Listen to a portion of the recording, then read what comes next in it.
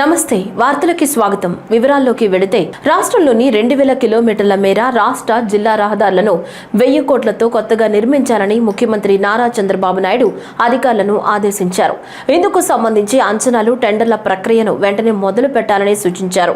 మరో 500 కోట్లతో రాష్ట్రంలో దెబ్బతిన్న మిగిలిన రహదారుల మరమ్మతులు వర్షాకాలంలోనూ కొనసాగించాలని, వీలునంత త్వరగా వీటిని పూర్తి చేయాలని స్పష్టం చేశారు.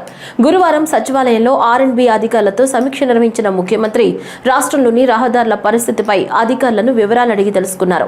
గత ప్రభుత్వంలో 5 ఏళ్ల పాటు రహదారుల నిర్మాణం, మరమ్మతులపై తీవ్ర నిర్లక్ష్యం చూపడంతో అధ్వానంగా తయారయ్యాయని ముఖ్యమంత్రి అన్నారు. రాష్ట్రంలో ఇంకా ఎన్ని రోడ్లు మరమ్మతులు చేయాలి, ఏవి కొత్తగా నిర్మించాలి, నిర్వహణకు ఏ రహదారులు ఇవ్వాలి అనే దానిపై 15 రోజుల్లోగా నివేదిక సమర్పించాలని ముఖ్యమంత్రి నిర్దేశించారు. సంప్రదాయ విధానంలో రోడ్లు నిర్మించడం వల్ల ఆర్థికంగా భారం కావడంతో పాటు నాణ్యత విషయంలోనూ అనుకున్నంత స్థాయిలో లేవని, అందుకే రహదారుల నిర్మాణంలో అత్యాధునిక విధానాలు అనుసరించాలని సూచించారు. మరోవైపు ఇప్పటికే రాష్ట్రంలో 20,000 కిలోమీటర్ల మేర రహదారులను గుంతలు లేకుండా మరమ్మతులు పూర్తి చేశామని అధికారులు ముఖ్యమంత్రికి తెలిపారు.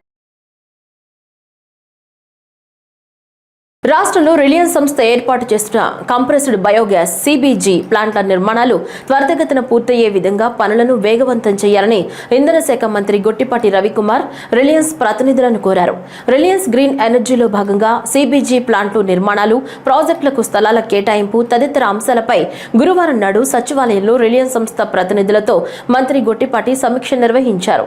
ఈ సందర్భంగా మంత్రి గొట్టిపాటి మాట్లాడుతూ ఉమ్మడి ప్రకాశం జిల్లాను ఇంటిగ్రేటెడ్ CBG హబ్ గా అభివృద్ధి చేస్తున్నట్లు వెల్లడించారు. CBG ప్లాంట్లతో రైతులకు మెరుగైన కౌలు, యువతకు ఉపాధి అవకాశాలు లభిస్తాయని మంత్రి తెలిపారు. రాబోయే రోజుల్లో ఆంధ్రప్రదేశ్ ఏవియేషన్ హబ్ గా మారబోతుందని రాష్ట్ర పెట్టుబడులు, మౌలిక సదుపాయాలు, రోడ్లు మరియు భవనాల శాఖ మంత్రి బీసీ జనార్దన్ రెడ్డి ఆశాభావం వ్యక్తం చేశారు. నేడు సచివాలయంలోని R&B శాఖ కార్యాలయంలో మంత్రి బీసీ జనార్దన్ రెడ్డిని పలువురు పెట్టుబడిదారులు, పారిశ్రామికవేత్తలు మర్యాదపూర్వకంగా కలిశారు. ఈ సందర్భంగా రాష్ట్రంలో పెట్టుబడులు పెట్టేందుకు 3 సంస్థలు తమ ఆసక్తిని మంత్రికి తెలియజేయడం జరిగింది.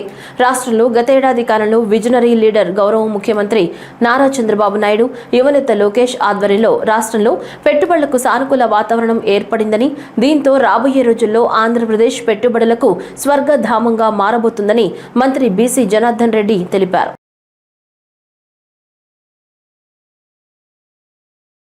రాజ్యసభ ఎంపీగా కమల్ హాసన్ ప్రమాణ స్వీకారం చేశారు. తమిళంలో ప్రమాణ స్వీకారం కమల్ హాసన్ చేశారు.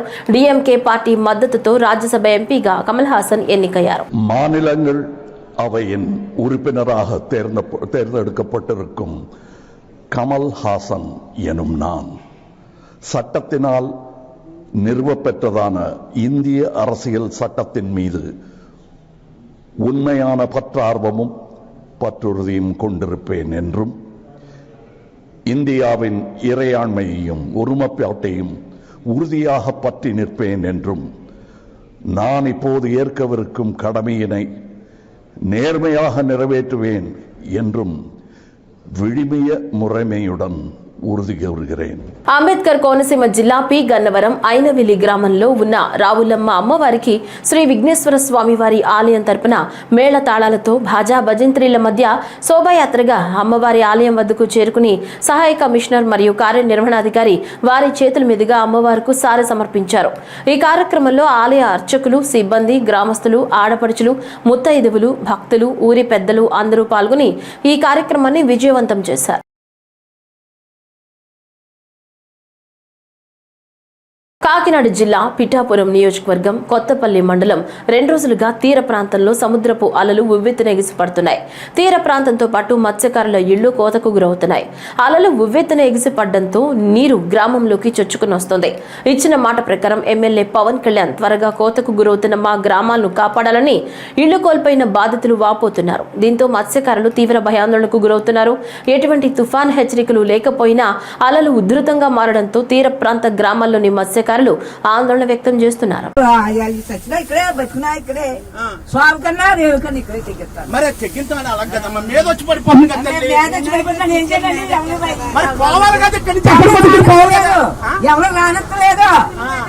ఎవరు రానెత్తలేదు, ఎవరు చేయనెత్తలేదు. మరి పవన్ కళ్యాణ్ గారు వచ్చినంటే వేసేస్తున్నారు కదా, వేసేస్తారు రేపు వేస్తారు. వచ్చాయి బాబు, మా ఆరు పిల్లలతో ఎక్కడ పోతున్నాం అన్నది నాకు ఏ ఆస్కారం లేదు బాబు. మా ఆస్కారం నీ మీద ఆధారపడి బతుకుతున్నాం బాబు. ఏం చేసినా నీ ఇష్టమే బాబు, మరి ఏం చేయలేము. మా ఇల్లు పోతున్నాయి, అంత ఇల్లు కట్టుకోవాలంటే నాకు ఏ అధికారం లేదు. మరి ఎలా బతకాలన్నది అవతలేదు. మా చంద్రం ఉంటే ఉన్నట్టు.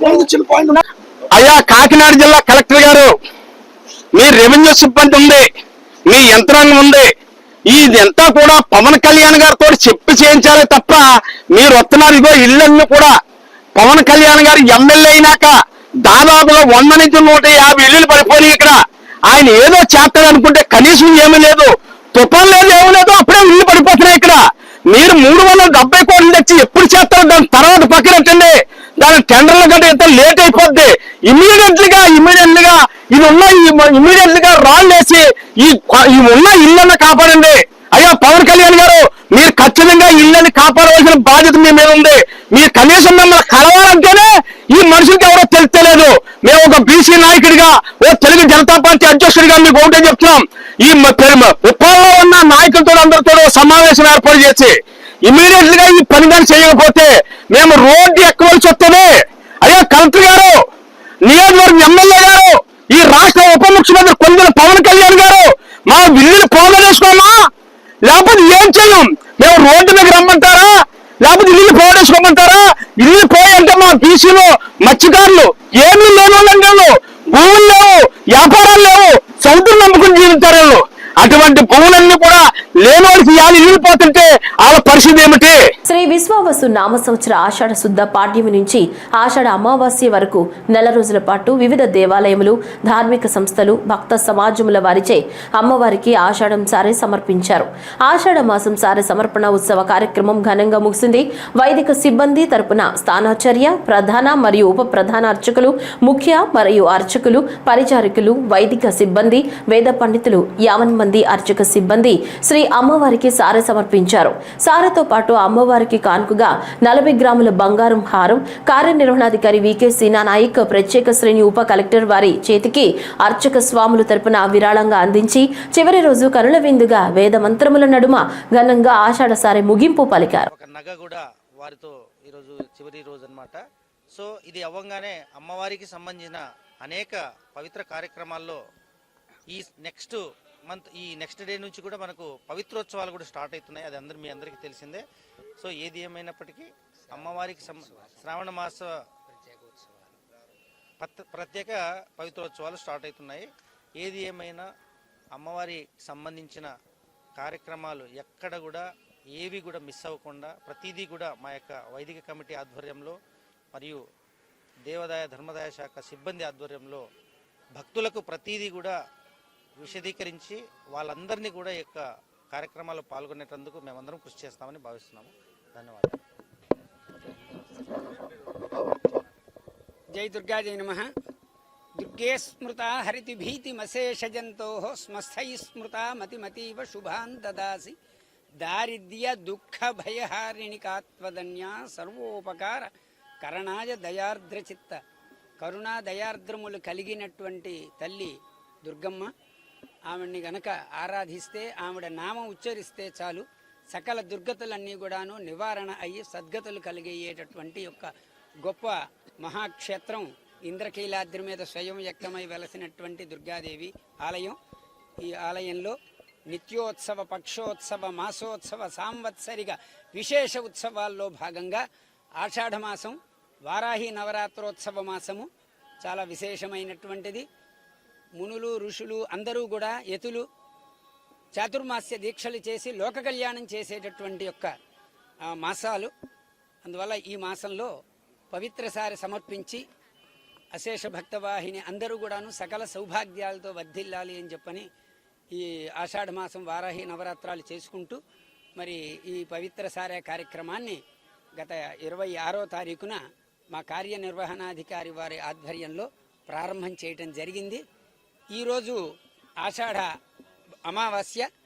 ఈరోజు దేవస్థాన వైదిక సిబ్బంది, వేద పండితులు, అర్చకులు, ప్రధాన అర్చకులు, ఉప ప్రధాన అర్చకులు, ముఖ్య అర్చకులు, పరిచారకులు మొత్తం అందరూ కూడాను వైదిక సిబ్బంది అందరూ కూడా ఈరోజు అమావాస్య కాబట్టి ఈ రోజుతో సమాప్తి చేయటం జరుగుతున్నది.